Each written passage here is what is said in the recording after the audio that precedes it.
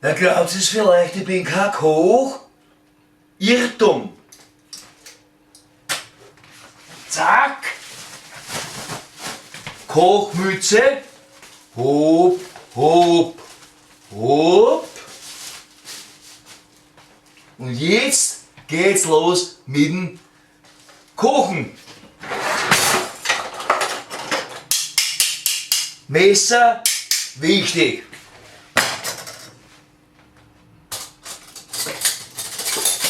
Geschüttelt, die Gabel auch natürlich. Gabel. Löffel. Mehr brauche ich nicht. Schere. Uninteressant. So, und jetzt zum Hauptteil der Küchenutensilien. Ein wunderreich an Geschirr.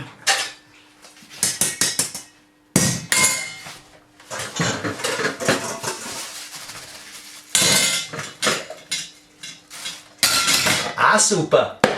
Pulplastik.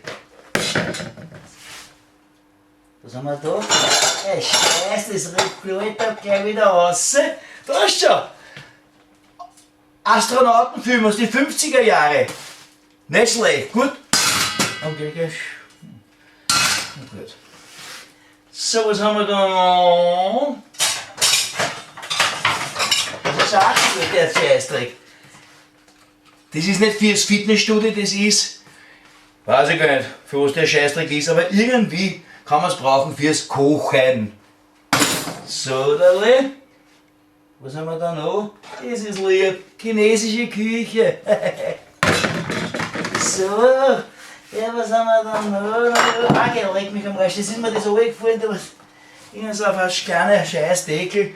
Der ist uninteressant. Halt. Die Brühen sind auch so, dass es nicht zerbricht, die Brühen. Was haben wir da? Was sind diese verdammten Fadeln, die wichtigen Fadeln? Ah, ja, das ist. Ich weiß nicht. Email, Teflon sind es nicht, das 16. Warte mal, wo soll ich das hingeben? Das habe ich alles schon. Da ist schon das erste Pandel, da das zweite. Das sieht gerade genauso aus, ein Zwilling vom ersten, gell? Oder ein Klon vom ersten da. Das ist auch lieb mit den weißen Überraschungen, gell? Das ist super. Na gut, und dann. Ah, da hinten. Da sind jetzt die Stillpfannen. Nicht die gestohlenen Pfannen, die Stillpfannen. Das ist doch super. Das ist super. Hast du ein Popkonzert? Nein, Rockkonzert. Leider, das sind diese berühmten Stillpfannen für halt Pannengerichte. Ne?